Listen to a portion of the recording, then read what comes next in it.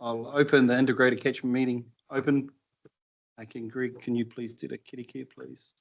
Yeah, thanks, Mr. Chair. Morena, everyone. We'll start our meeting with our karakia. Whakataka te hau ki te uru, whakataka te hau ki te tonga. Kia mā kina te uta, kia mā tara ki tai. E hi ahi ana te atakura, he tio, he hoka, he hauhu, tihei Māori ora. Thank you, Greg. Take health and safety as read. We've all gone through that every meeting, so it should be, everyone understands it. Apologies. And Pamela's got one in for lateness. Seconder. Ian, all in favour? Against? Carried. Next one. Confirm the agenda. Noel. Ian. All in favour? Say aye. Against? Carried. Was that there from the last meeting? Any disclosures of interest?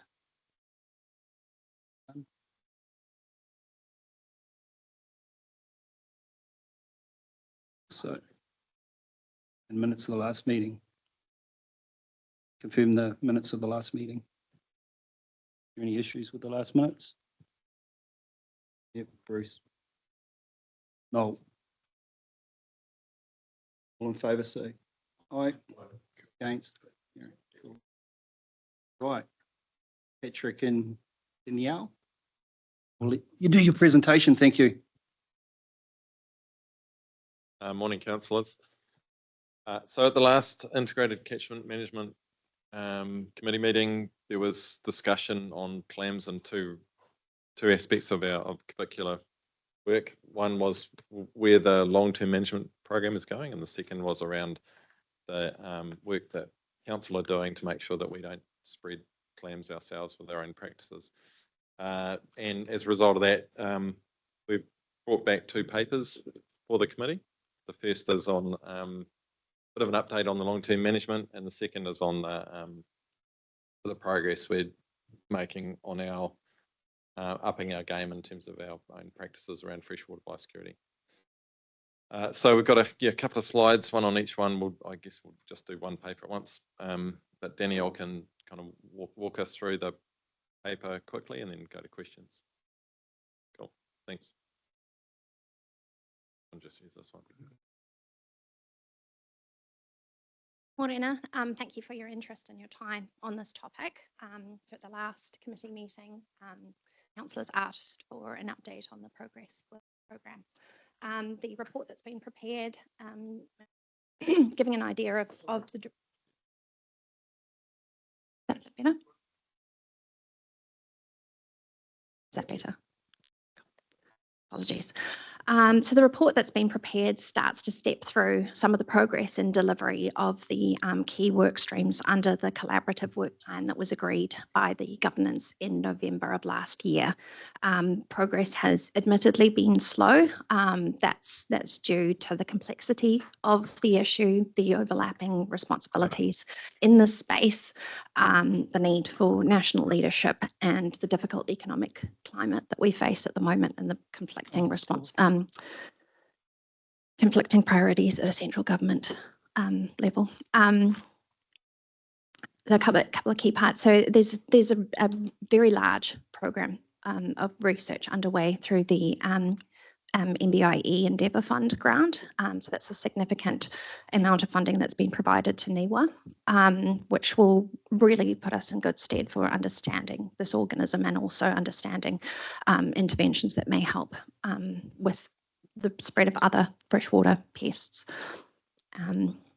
There's also been some Waikato Regional Council and Department of Conservation funded studies that will help us understand whether there are additional tools available for the decontamination process for gear. That's something that's really important to us under the other paper that's been presented to council, but also for general public compliance with the activities that are needed to stop the spread.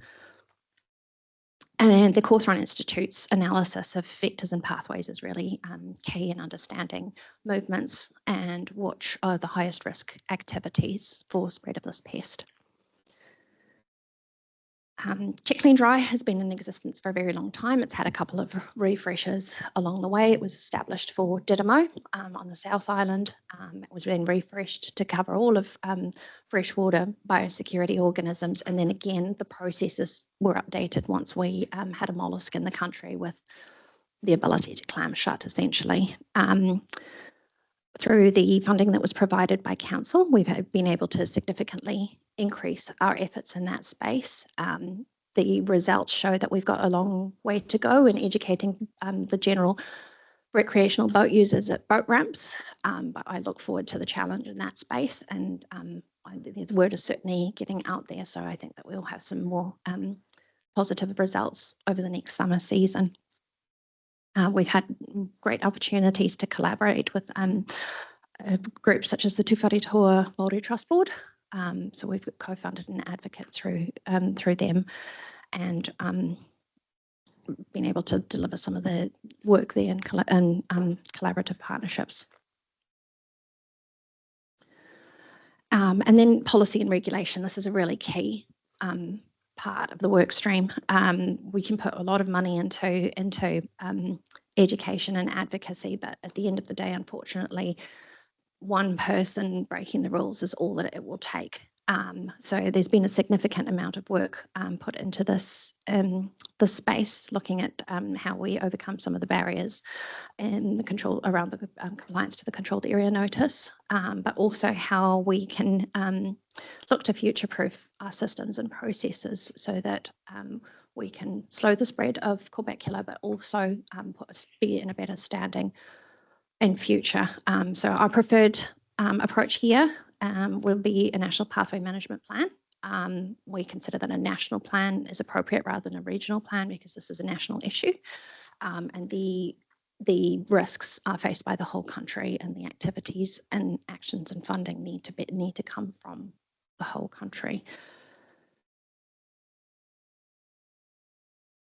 So those are kind of my key points on that report. If there were any questions. Mike. Yeah, morning, thanks. My big concern is, especially just coming out of duck shooting season, you know, I didn't see any like these pamphlets around or in hunting and fishing or any hunting shops that, you know, people going in for, you know, ammo or things. So I just wonder whether it can be more prevalent in those areas. Because obviously guys in with their boats, dinghies and that going in and out of waters and places that aren't boat ramps and stuff like that. Like there's hundreds of them that, you know, I know right along the Waikato River that for that sort of season. So where are we getting that, you know, getting it out to those kind of people, or the recreation ones that aren't using those boat ramps? That's good feedback for me to take back. We have worked with Fish and Game on a lot of those activities, and Department of Conservation typically hold the relationships with the retailers around the hunting, fishing type companies. So if that's not reaching the audiences. And the prime example for that would be when the guys are going for their duck license, that maybe a pamphlet's given out to each one of those guys, because it's a huge industry, duck shooting, and guys going out on different parts of every part of that Waikato River, you know, let alone the rest of the country. And guys travel from, you know, might shoot there and then they might go travel down the Wairarapa and you know, shoot at a river down there. So Good point. Bruce. Yeah, thanks for your report. I'm very interested in the way the Endeavour program is potentially able to support finding some solutions for spread of Corbicula. And I'm interested in knowing how that Endeavour program is being run in relation to your interactions. Do they have for example, do they have an end user advisory group? I mean, what are the processes they're using to really ensure that the research is targeted on finding solutions to some of the problems that are being encountered with the clam? Yeah, absolutely. And that's, I guess any research program is a challenge, and certainly there is, Yeah. sorry, Just speak a little bit louder. sure. Yeah. Is that better? Sorry. Yeah. We were given the opportunity to feed into the original application that was put through to the Endeavour Fund, and we have a seat on a regular group that meets approximately every 2 months, where findings of their research are fed out as they're as they kind of getting results from the different programs. They also have an iwi advisory group that feeds in from a Tauranga Māori perspective and helps them connect with some of the challenges in that space. They do reach out individually on certain projects, so things like the economic analysis impact study. There's been a fair bit of research in that space. And so, yeah, it's a combination of a working group and individual projects. Yeah, so there are other end users like Fish and Game, and what extent are they really interconnecting with the end users of that research? Fish and Game is a good question. I'd have to come back to you on what their connection to Fish and Game is. I think. Yeah, I'm just interested because there are some models out there for how these research programs can be more effective. And of course, I would like to ask the question, did you feel they came to you early enough in the shaping of the research questions, or did they come to you rather late in the piece, not long before the deadline for the submission of the application of the Endeavour grant? Sorry to put you on the spot, but I'm really trying to understand whether we're going to get what we need from the Endeavour program. You don't have to answer it if you don't want to. I understand where you're coming from. Because this is really important.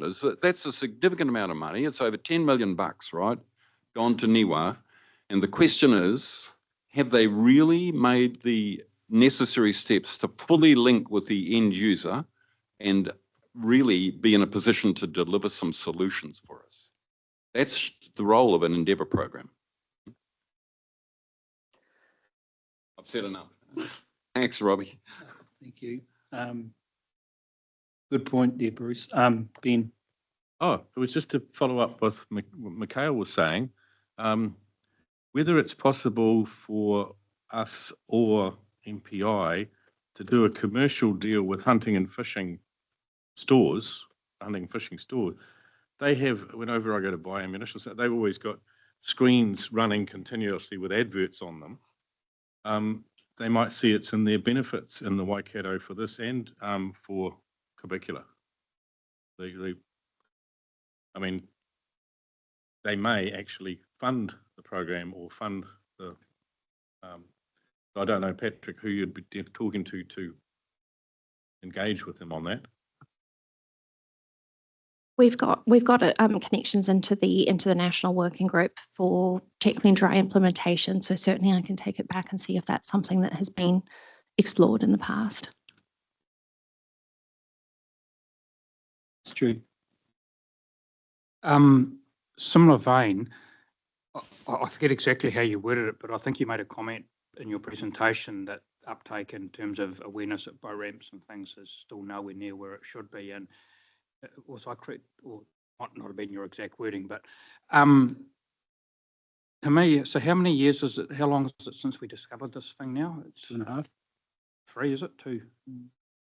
2. So that's pretty concerning, I think. And then add what the points that Mikhail raised, and I'm just sitting here thinking, well, there's also all the marine chandlery shops as well. I don't know there's quite a few in Taupo, there's a couple in Hamilton. There's a little one in Cambridge. I haven't been in there for a while, but I can't have a nosy. But I just somehow think we've got to lift this somehow, because to be this far down the track and still have that. And look, I'm not surprised by it, because I helped out at the powerboat champs launching boats earlier on in the year, and just talking to people, they were aware they had to go and do their decontamination before they went home, but I wouldn't suggest they were really completely aware of the issue and why and all that sort of thing, you know, So I just feel like we've got to really lift things somehow. If we just keep dribbling away at it, which I suspect we might have been doing, yeah, it's not gonna cut the mustard, and it's only a matter of time before there's an outbreak somewhere, you know.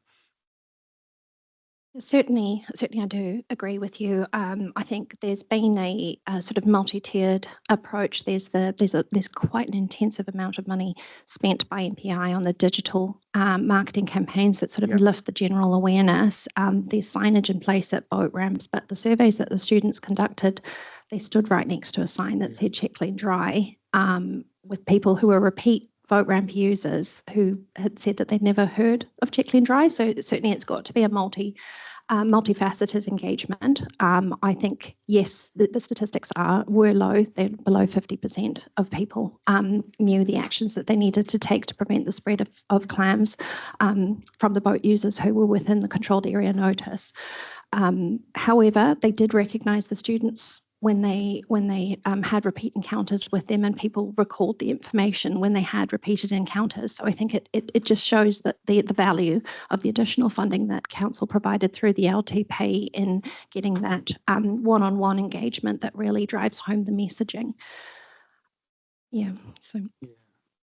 Yeah, no, I think we've got to somehow lift it to that next level, I reckon, otherwise. And look, these people have to understand if the lake gets closed, then when it's closed and marine sectors, you know, there's a lot of blooming petrol goes through boats in Karapiro, and that's just Karapiro as well, you know, thousands and thousands in water skis and stuff, They all need licenses too, you know, whether it's a boat ramp license or a fishing license. So, you know, Not for all the water skiing and stuff, you don't need any of that. Yeah, but I'm saying, but even water skiing you do in Taupo because you need a boat ramp. You do, but all the other nowhere else you do, But there's lots of, that's what I'm saying with all licenses and that there's lots of avenues for that grassroots to come up through, you know, whether it's a pamphlet's handed out with your license or because you can get those out of BP or, you know, they've got different entities or the boat harbour master and stuff like that. So there is entities to, rather than just a poster at a boat ramp that, you know, you don't even look at because you're too busy trying to back in your boat and then get your boat out at the boat ramp, where they can actually physically see it, whether it's a duck license, whether it's a rope ramp license or a fishing license. There's lots of avenues that you can say, here's a pamphlet given. Well, boat registration as well. There's a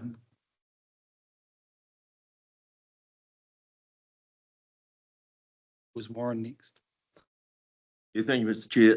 Yeah, I think we've identified quite a few holes in the advertising side of things. So I don't know whether we can take something out of this meeting, but looking to talk to our partners in the spaces that we're working with and basically articulating that to them, because I mean, obviously the duck shooting's finished now, but there's a number of things. You've got boat servicing organisations, all sorts of things that would really help get that message out there.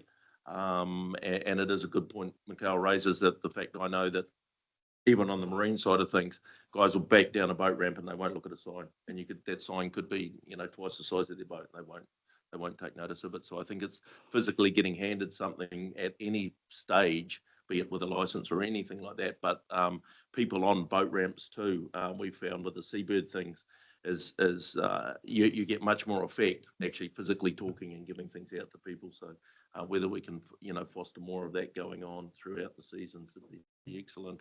But just getting that message back to all the partners that, hey, there's some real holes in our advertising campaign out to people, I think it's really important to take out of this meeting. Yeah, thanks. Ben. Oh, simply to say it's in your thing here at the back, directions under pathway management and program and communications. They talk about newsletters, water user groups, so it's maybe just to add into them on there. Yeah. Emma. Kia ora. Hey, thanks for the report and the update. We always like to stay across this significant incursion that is centered here on the Waikato region. And we're always, I'm sure you're all aware of the pressure that we get from other regions across this country to ensure that we do our part managing this. just in relation to the call for additional advertising, additional communication, how would that be funded? Oh, there is a national program, and that funding comes from MPI. So that a lot of that, it's got a few key target spaces. One being the inter-islander and the transport between North and South Island. There's digital advertising. There's collateral. Billboards, etc. So there's a central pool of money that comes from the Ministry for Primary Industries. It has to be reconfirmed each financial year, but they have for the last 10 years maintained consistent funding in that space. They also then provide a small amount of money, I believe it's $20,000 per region, on an application basis to deliver advocacy within the region. That funding has always been, in the Waikato, has always been concentrated on taupo, because that is where the Didymo risk existed for that one-on-one interaction. So the additional funding from council helped to lift in that space. So we have an opportunity to advocate for funding to be focused in our region, and we have certainly had more of our share of the pie, I guess, because of having the latest and biggest threat within our region. But I guess it does need to be shared across the regions, and it falls to MPI's discretion where they think the money is best spent.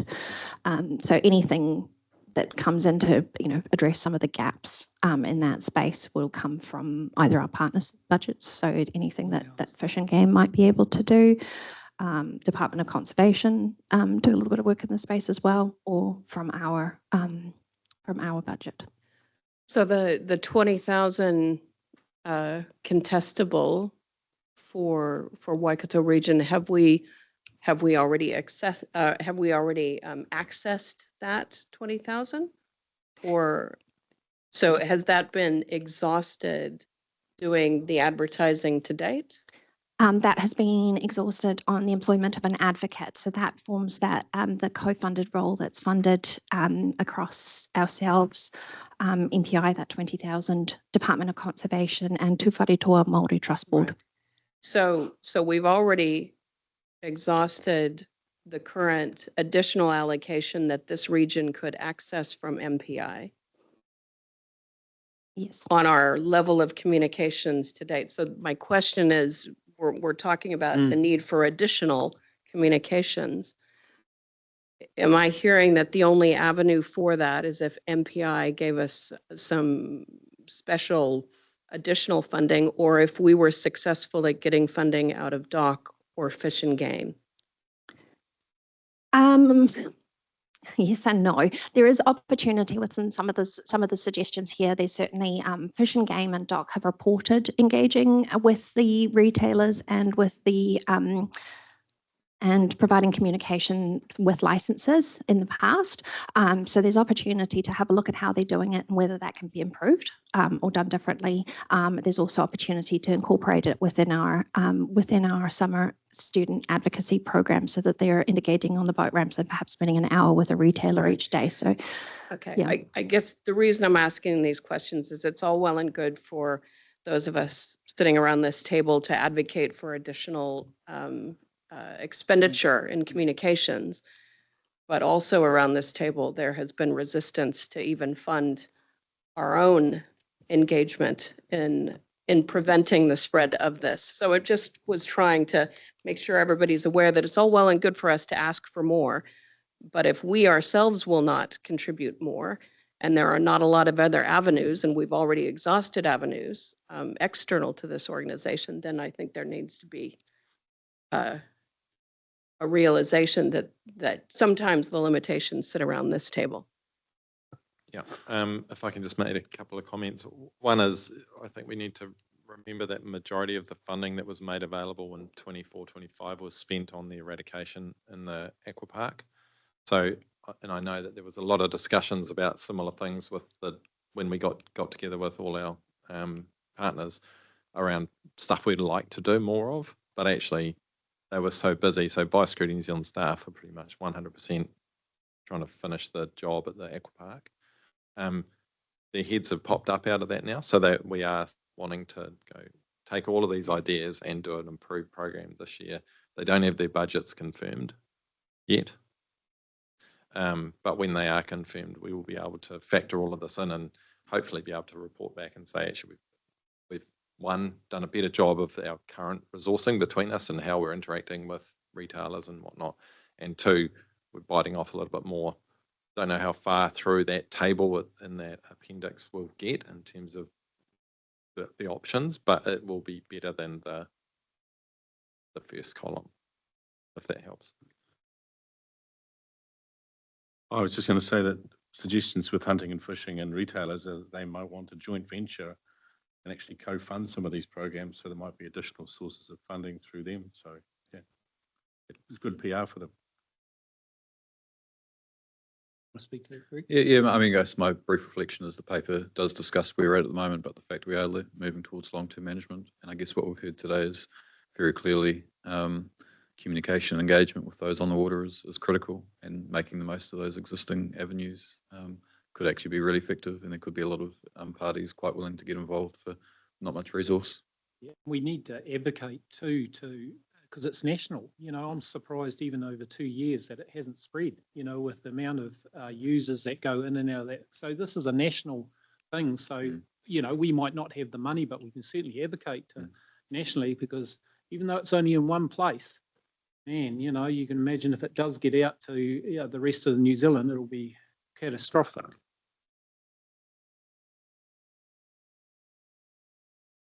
Sorry, Mr. Chairman, just on the aqua park, I noticed the water's still in it. Were you going to empty the water out of it, or have you got rid of the clams by? I noticed I drive past it every day. So don't know if we can use the word eradication, but certainly they're really happy with the results, and I don't think they're going to be filling it in now. I don't know. Well, I think we need to capture something that there may be resources required this summer to have engagement with community. If there's a shortfall, that if this council believes it's not enough, then we'll have to make a decision before this summer. I don't know if that's required, because we're working with Biosecurity New Zealand, where they just haven't got their budgets confirmed, but that is all of the things that you've talked about are definitely on the cards. I don't think there's any resistance per se. It's more like they've been having their focus on the aqua park, and now they're able to start thinking more. But when will you know what their budgets are aligning like? Is it in? Because Pamela brings up a good point that, you know, how are we going to control it if we're not going to, if government aren't going to fund it and we're not going to fund it, when then you might as well just let the doors go open. You know, it's a controlled area, so we got to use it it's got to be managed as a controlled area. Yeah, likely November. Okay. We'd know. Yeah, certainly for the advocacy and education. Yeah, well, I've got a question, and it's wider than just this particular issue, in that have we got a strategy that we deal with invasive species, insofar as we may have a strategy, but have we got the funding? And I'm looking long term, because as I'm reading the situation, the government doesn't apply enough resources, or hasn't enough resources to deal with these issues. And have we got to bite the bullet at some stage and say the region's got to be prepared to fight the ones that we want to fight? So we're not going to fight everything, but is it time to step back and say, let's get a strategic view on this, and do we need to say to our community, or ask our community, are you prepared to put more money in to fight invasive species, create a reserve or whatever? I don't want to give an open door to government to say, well, they've got the money, they'll sort this one out. But I'm also thinking, are we going to be realistic? Because I'm I'm thinking about the future and our children and grandchildren inheriting something that we didn't make every effort to deal with. So it's probably a question that I'm throwing up for the next annual plan or long-term plan. But we need, if we're going to be serious about it, we need to start developing something. So is there an appetite within the committee to support that? Or maybe you already say, well, we're onto that already. I don't know. So if there's a question on there, please answer it. I might let Patrick talk more generally if you want to talk more generally. But certainly from a freshwater and marine perspective, which occupies my entire world, the overwhelming limitation in this space is the lack of selective tools. We have, in some instances, we have things that we can use that are essentially a scorched earth approach, and so we will sacrifice all for the outcome, which requires very, very early detection and intervention. Early detection being very difficult and very, very expensive and sometimes not possible. So that really limits our ability to fight a lot of these incursions. So in the case of Corbicula, there are no selective tools and there has never been eradication achieved overseas. Had we found the original single clam in the river and removed it, that probably would have been our only opportunity because of the fact that we have a hydro scheme and the juveniles are invisible in the water column, and we would never have had the opportunity to treat the entire water column along the 200 kilometres of infestation that we face. On the management of pathways, certainly there's work that can be done to start to close down some of those pathways. We can't entirely shut them because New Zealanders will always want access to the waterways, and that's a large part of why we value these systems. But our greatest opportunities there are in the education and the pathway management, which is 100% the approach that we're taking. But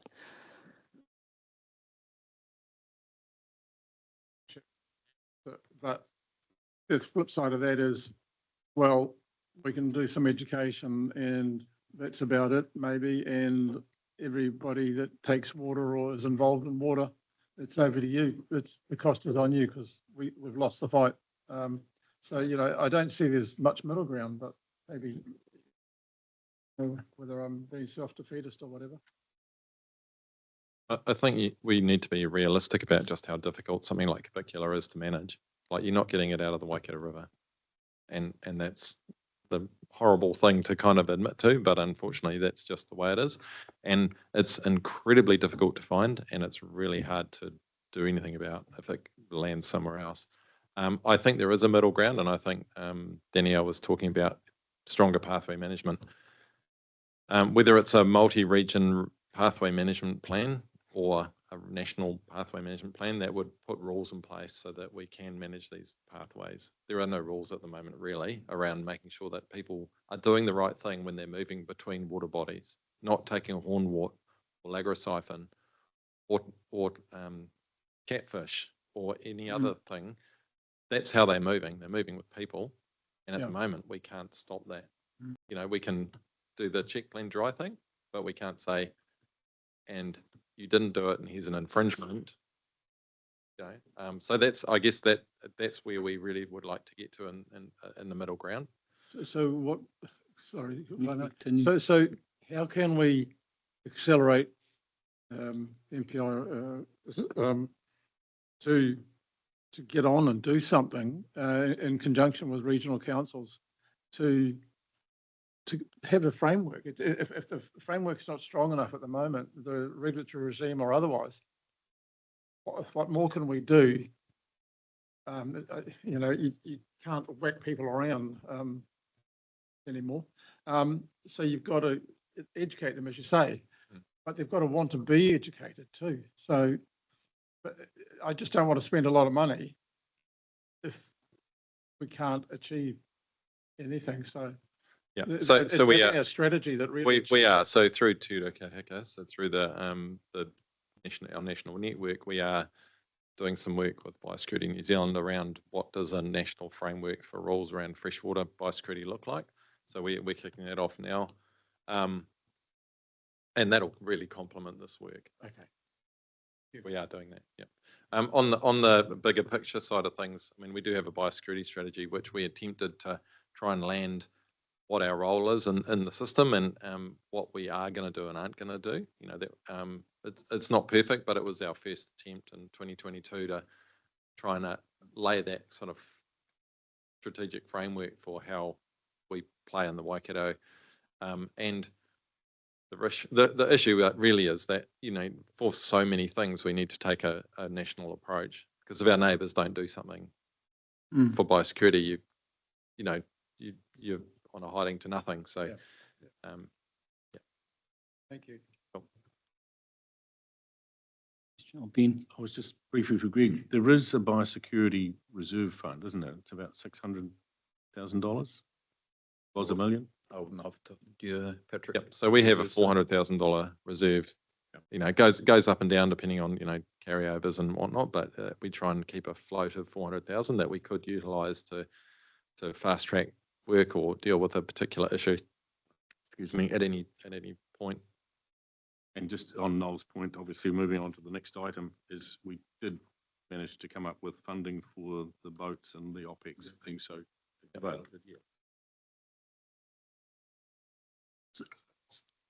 So, yeah, like long term, is that fund big enough?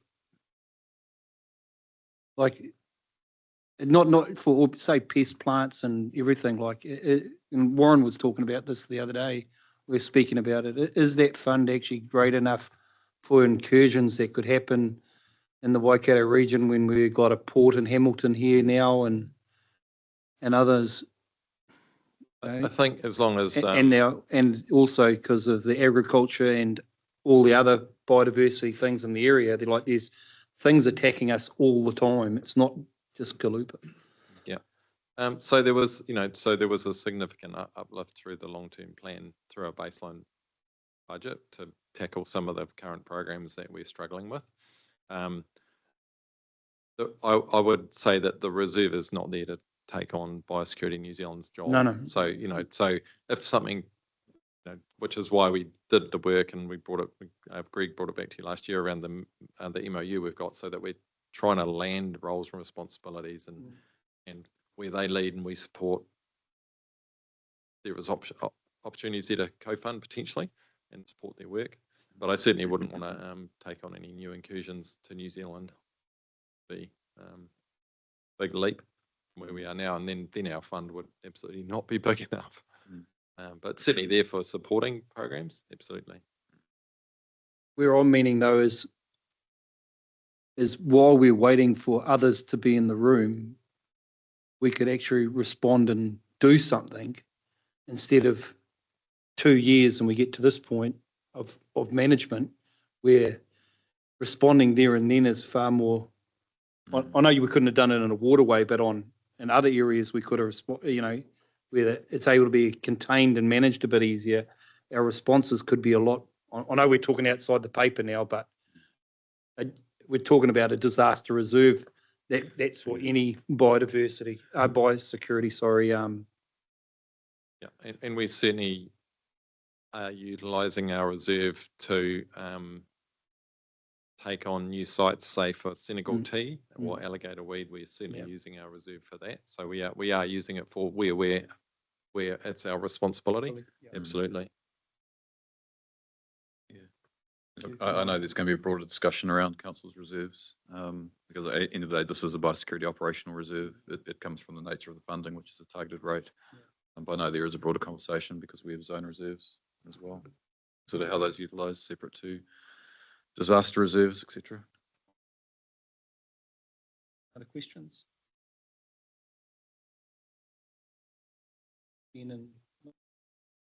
All in favour? Against? Carried. Thank you. Morning, Tipper.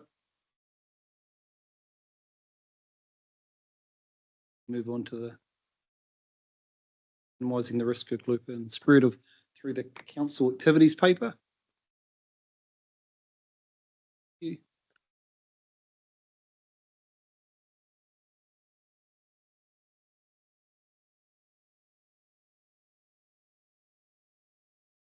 go over to the next one. Sorry.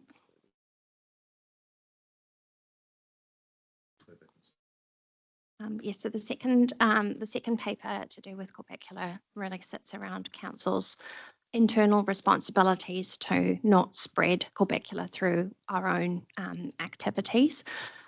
Council provided additional funding to help us address these issues, and the update kind of provides a status to date.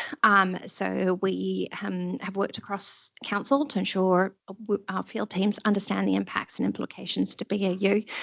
These impacts are quite wide-reaching, and it takes quite a bit of unpacking to really start to understand, everything from water that's used for spray activities, stop bank wetting, through to council staff jumping in with waders into waterways. But we've come a long way in understanding the risks of council business. We are working to ensure that teams are appropriately resourced, so make sure that they've got the technical and personnel support to implement the changes, and also that they have got the gear that they need to carry on with their job without posing a risk to our waterways. We've done a significant amount of work to really understand the implications of the CAN Plus. So the CAN Plus is the term that we've sort of used in-house that sort of recognises that whilst we know the controlled area notice area where there is an legal controls and a clear black and white rule set and risk associated with movement, we also recognise that the Waikato River flows into other areas too. It flows through flooding, and it does through diversions through our flood control network. So because the juveniles are invisible and in the water column, we need to understand where they can get to as well with time. And so we've done a lot of work to understand where those risks are, what the comparative risks might be at different sites along the river, so that we're applying an appropriate level of risk mitigation, because when you start talking about standing down large pieces of equipment for 2 days where they can't be used on other jobs and things like that, the cost implications are exponential. And we're working on developing in-house training and standard operating procedures for all teams. So that just helps to make sure that we have continuity of this knowledge, so that over time we are still, as we onboard new staff, bring on new projects, have the turnover that inevitably comes with any organisation. It is part of the fabric of what our induction is, rather than an effort in time that's lost over years. Oh, yeah, a couple of questions, possibly for Greg. We passed this in December 2024 for the CapEx. Have you bought the equipment yet? So some purchases have been.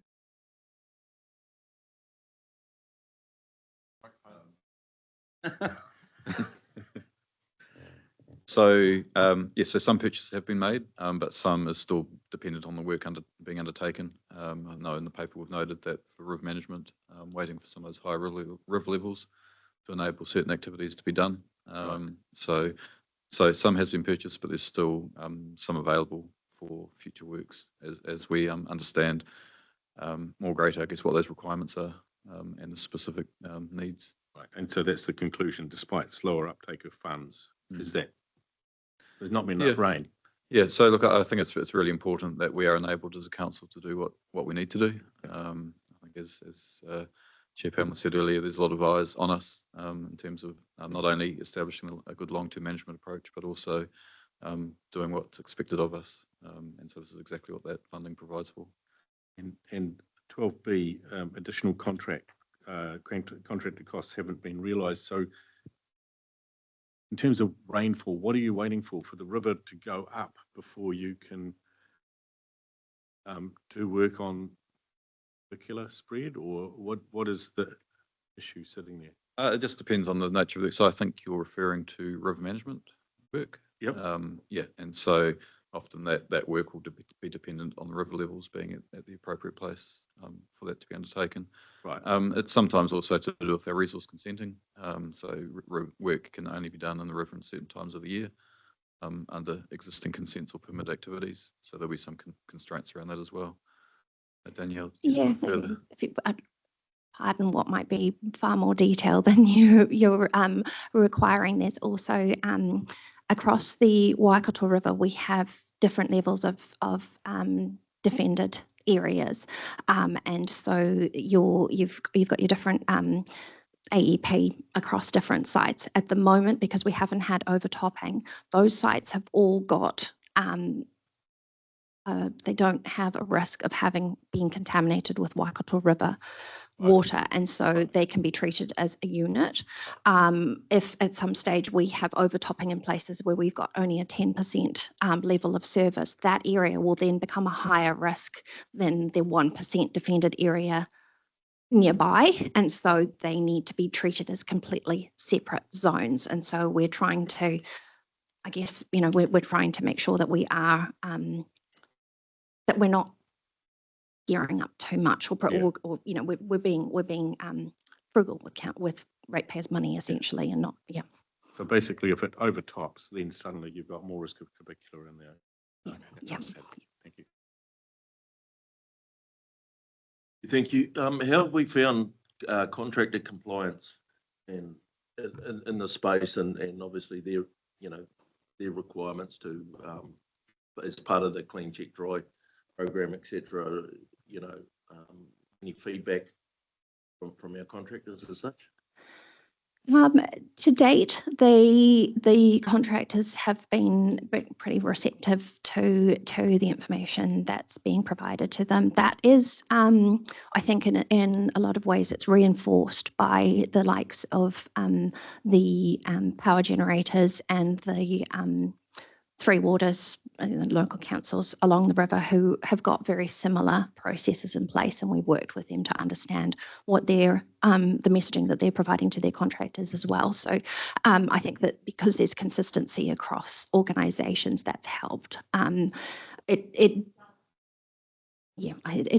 does require some explaining, certainly, and some education in that space. But to date, and there's a way to go, certainly, with making sure that new contractors, etc., are aware, and anybody who's not working for council is a whole different space entirely. But to date, Been reasonable. Yeah, and just noting in your report, there seems to be quite a bit of staff training coming up on the CPD in August. I just wonder, it just seems a slow uptake in training those staff since the funding's become available.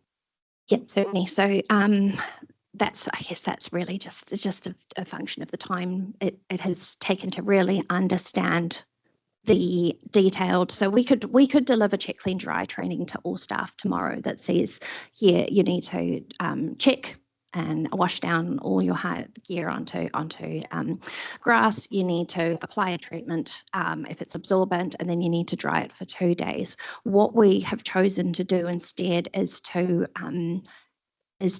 provide an understanding to staff of check, clean, dry across the board, across all staff, regardless of whether they never leave their desk or not, because of the importance of understanding this. But then also really tailoring the requirements so that somebody who is working in environmental monitoring, for instance, understands that we can't, although chlorine is an approved treatment, it can't be used on their waders, because that will compromise their waders. So it's very tailored education, which is probably the slower time in having it developed.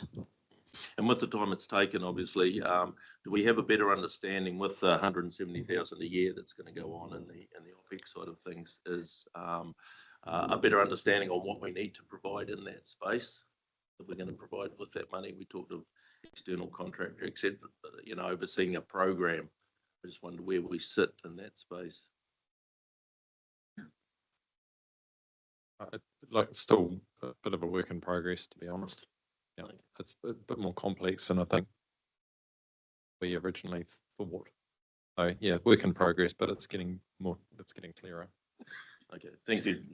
I guess one of the complexities comes around the the permissions for engaging with a river, there's a general permission around water sampling and ED&E testing, and then there's the general permission around boats.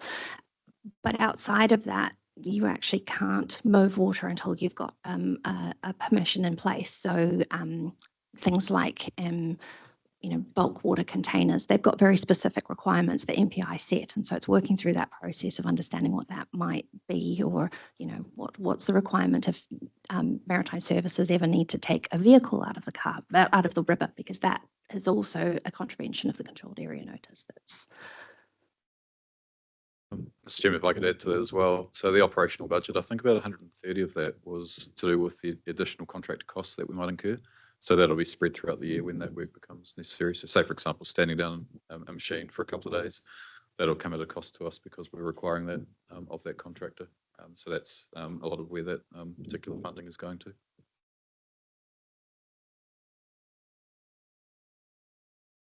Any more questions? How are we going to manage the barge? Is the management of that going up the Waipa River and from the Waikato River, is that how detailed has that got into? Yeah, so you're welcome. so we're currently working through operational plan for that at the moment. The focus of the barge initially will be on the Waikato River and around the lower. Sorry, the vessel. Sorry, is a replacement vessel. It is certainly designed to access the Waipa River up to about Pronga, I think, but we'll work through protocols as and when we need to. But I think for the first year, we've got a operational plan in place which focuses mainly on the lower Waikato River. It will require an exemption from MPI. There was some engagement from MPI throughout the latter stages of development about whether a retrofitted system might help mitigate the risk because it's got a ballast system. That wasn't a possibility, but there's still work to be done to understand. Yeah, whether and it can get it also exemption. comes down to the operations on the vessel where, long reach and diggers and stuff, that's a specialised digger running vegetable oil and other things to be operating in that space. So basically, once it's used, I wouldn't imagine if it's in a regular service, it wouldn't be allowed to leave our quarantine. If it had to walk off the barge, you wouldn't want it going anywhere else working either. About extensive. Yeah, so there's quite a bit of intensive investigation of how you're going to manage that alone, because that would be one of the biggest spreaders of the a machine operating and if touching the bottom of the river and moving material. That would be a real issue, I'd imagine. So I look forward to how you're going to manage that and the risk of it. And it's here in a couple of months' time, hopefully. So any other questions? Kind of a mover. Or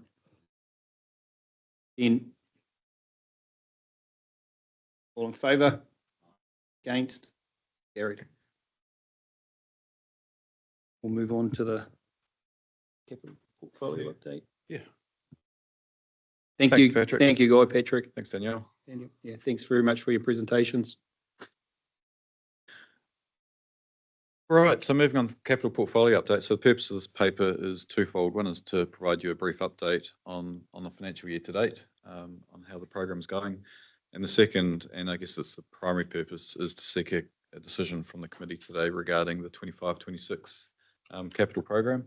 This is because this program is covered by one of our chief executives' KPIs, and there is a requirement within that KPI for this committee to approve the 25-26 capital portfolio by July this year. Next slide, please. So overall, the capital portfolio has largely concluded for the year. Obviously, we do most of our work within the sort of spring, summer, autumn time. And just before I go to specific projects, overall, the capital expenditure for this year is, I think it's just a shade over 15 million, which is our highest expenditure that we've had for capital portfolio. So it's really pleasing to see that we have implemented a capital portfolio approach to really bring some greater focus on delivery and governance of the program. It's a critical program for council. It's one that's been highlighted on a number of cases through various reviews and audits that we've had of the importance of understanding what we're going to achieve year to year and making sure that we are focused on delivering that work. Just before I go on, sorry, I'm also joined by Natalie Young online. So Natalie is helping us to manage our portfolio and also the Hauraki program. So a couple of examples of work that has been completed. So the Karakia Stop Bank. So this is on the Waiho River, close to the Karakia River is next to the start to the Corbicula Road and the golf course. So this is a upgrade project that was required to meet the design flood levels of this particular scheme. And you can see some details there of the work that's been undertaken, which is now completed, which is great to see. That's been a project that has been a long time coming. It's required quite extensive modelling and design work to achieve it. It's also a longer term project in that the bridge that currently crosses over the Karakia stream is a particular constraint. And so we have ongoing discussions with NZTA around the upgrade of that bridge and making sure that the flood protection that's put in place keys into that upgraded bridge. Next slide, please. Foreshore Stop Bank. So this, as you can see, has been going for a number of years. This was one of our initial shovel-ready projects, and there was some final stages to be undertaken this financial year. As you can see, it's quite significant right around the foreshore of the Piako and Waiho rivers. Quite an exciting project from a resilience point of view as well. It did involve widening of the stop bank footprint as part of this project to enable future lifting of the stop bank. So really setting us up for, I guess, more straightforward projects into the future. So yep, great to see that completed, and that of course tied into our asset rationalisation project, which is also being completed this year. Next slide, please.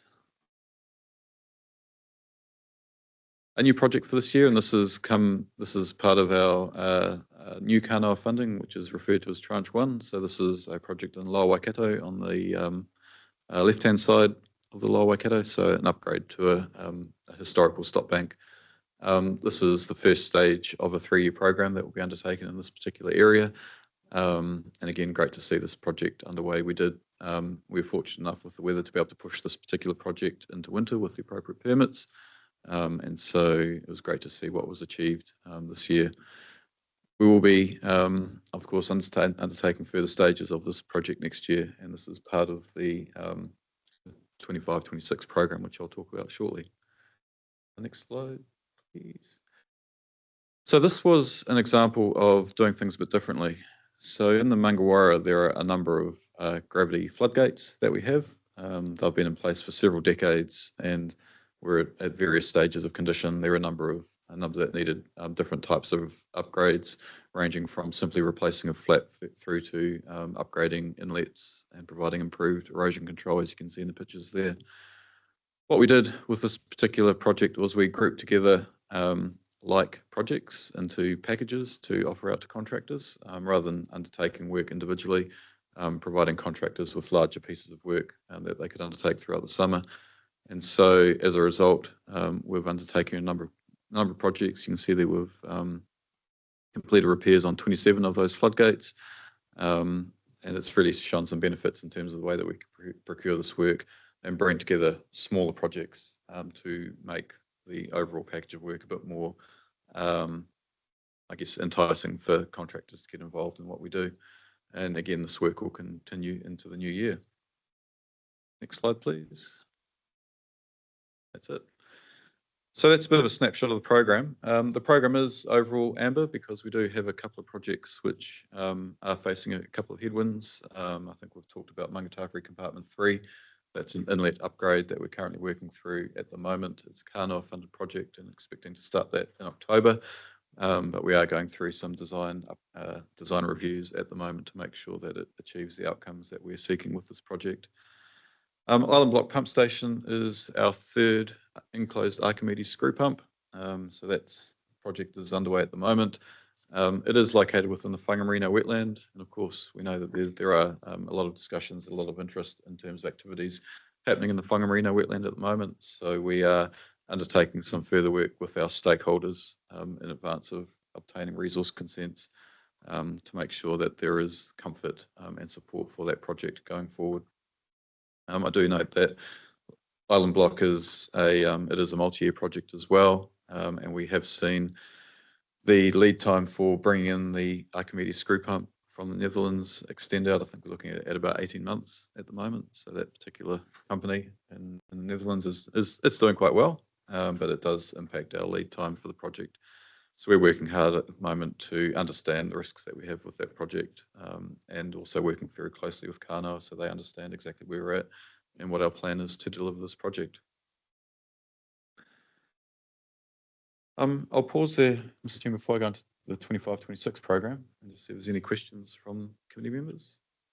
Oh, just very briefly. So you're asking us to sign off on 6, but the CE is only held to the 4 of them. So that's in the KPIs. Yeah, so in the KPI, so that's going to 25-26. Yeah. If I could park that question for a second, I'll Okay. just cover off this financial year first, and I'll move on to that. Just quickly, Greg, what was the Thames Valley diversion channels? What project's that? Yep, so that's an operational project that we're undertaking to upgrade some of the Thames Valley land drainage area. And so that is more so in the upper Hauraki Plains, and looking at both stabilising the channels in that particular scheme and also undertaking some planting work to build on some of the planting trials that we undertook in the Thames Valley drainage area in previous years. Stabilisation. Yeah. Yep, and that's another one of our Kanoa projects. It's also multi-year and going well. Question, Tipper? Morena, kia ora, Greg. Just every time we do it, we try and learn more about how to make this, the Archimedes pumps and the other pumps that we develop more cost effective. Have we achieved those savings in the program that you're putting up now? Remember you talked to it when we were at opening the Huntley one. So in terms of the McEwen's, this is the McEwen's fish friendly pump. So that hasn't progressed at this stage. I mean, I think McEwen's are focused on looking at a different model as well, a slightly larger model that may be of more use to us. We are looking at relocating that fish friendly pump to the Churchill secondary pump station, which is believed to be more appropriate following the trial of the successful trial of that pump. But at the moment, I guess our challenge is that from an enclosed Archimedes screw pump, we do have one supplier who provides those under license. We do have a benefit now that McEwen's are the New Zealand agent for that supply from the Netherlands. So that does, I guess, provide us with that New Zealand contact as opposed to needing to work directly with an overseas company. But yeah, at the moment, that particular pump has only been provided by one supplier. Okay. And the lifetime of the pump, sorry, if you could just remind me. Just wondering when the region has to worry about all of this again, because we would want a local supplier by then. Yeah, so the pump stations themselves, we develop them for about an 80-year lifespan. But the components do have a shorter lifespan. So in terms of the Archimedes screw pumps, I think the numbers I've seen have been 20 to 30 years. Okay.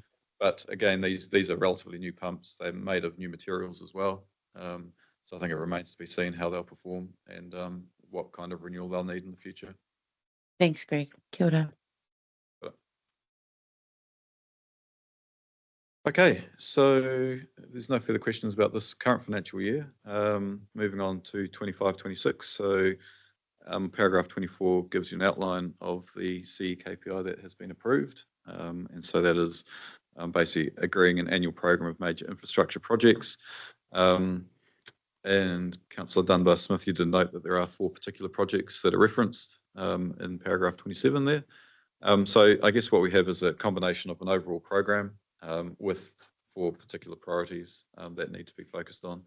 So the program of major infrastructure projects is defined by paragraph 25, which is those 6 projects. So that's the 80% measure. And you can see that they also align to the 4 projects that are to be given priority in the 25-26 year. Looking through these are a mixture of projects that are currently funded by Kanoa, as well as those projects that we have in our second tranche of funding. We haven't heard about that tranche of funding yet. That's still working its way through government processes, but the funding has been allocated from the Regional Infrastructure Fund. It's just a matter of us waiting for Kanoa to make an announcement about that particular funding. They have been recently in touch with us to seek just a little bit more information on a couple of projects to enable them to do that. So I won't go into the projects. I mean, many of the projects you'll see will be carryovers from this year or ones that I've described that are already underway. I won't go into any further detail, other, I guess, just to emphasise the fact that they are our Kanoa funded projects, so they are our absolute priorities to deliver or progress in the next financial year. Thank you.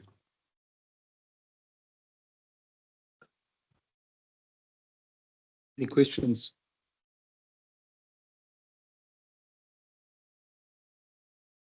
Oh, really quickly, Robbie, is there any news on the tranche 2 funding at all? Are there any murmurings or anything? No, What may be successful, what may not have made the cut? No, I mean, we're positive about our projects. We have received an information request last week seeking some further details. So they have come back to us then, yeah? Yes, yep. Seeking some. Yep, actually, sorry, it was this week. It All came back just seeking some further information around milestones and funding.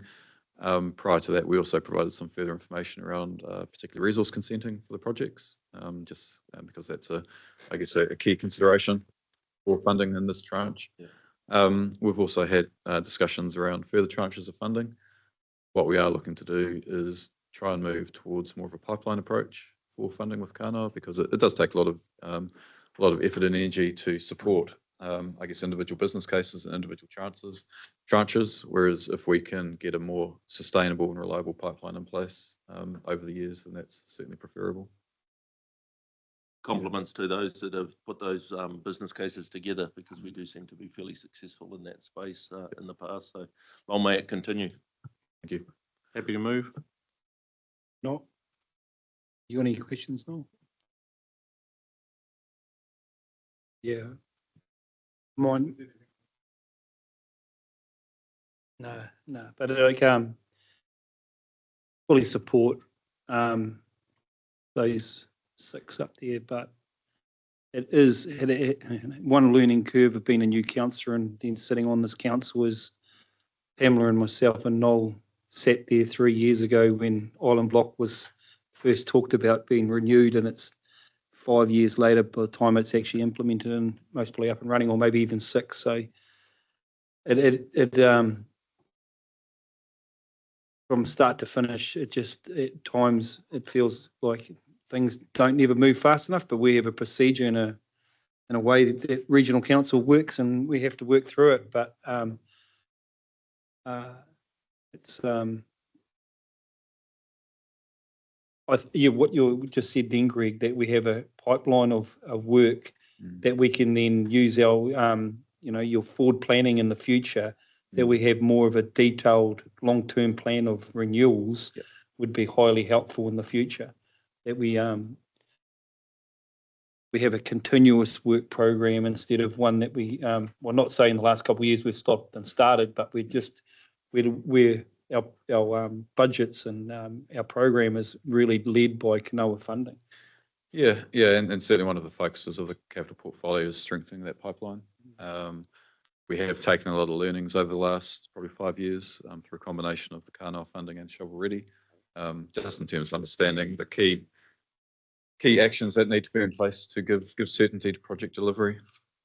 Things around working with the community and being sure that we're having some good solid conversations, things like resource consenting, but also looking at doing things differently. I mean, Island Block pump station is an interesting one. We are looking to rationalise 2 pump stations down into 1, and also replace 2 old pumps with the new enclosed Archimedes screw pump, which is an absolute positive for that particular area. And fish friendly. And alter a whole drainage network to get the water to there. So it's a reasonable size project. Yeah. And look, we talk about the SIDF quite a lot in terms of needing to think about our infrastructure differently. Whilst we haven't specifically applied the SIDF to this particular project, when you actually look at the conversations that have been had around alternatives and the solution that we've come to, it is an example of a positive outcome. Hey, Mr. Chairman, that sort of is business as usual. It's just something we should have been doing all the time. So is there any other questions? So all in favour of the capital portfolio program? Against? Carried. Thank you. Well, thank you for your time this morning. I don't know if we're going to have, if anyone's going to wait around for lunch, but 12, isn't it? So you still got to wait an hour and 15 minutes or so. So So anyway, well, can you cancel it if no one's going? so thank you for all your time this morning, and I'll let Greg do the kitty care. Thanks, Mr. Chair, and thank you, councillors. Thank you for the discussion this morning. It was very helpful.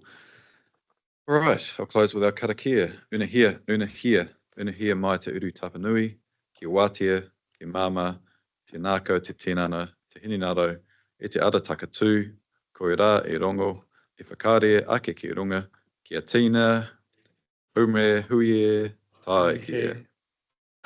Thank you, Greg. Thank you. Meeting closed at 10:43. Sorry. No.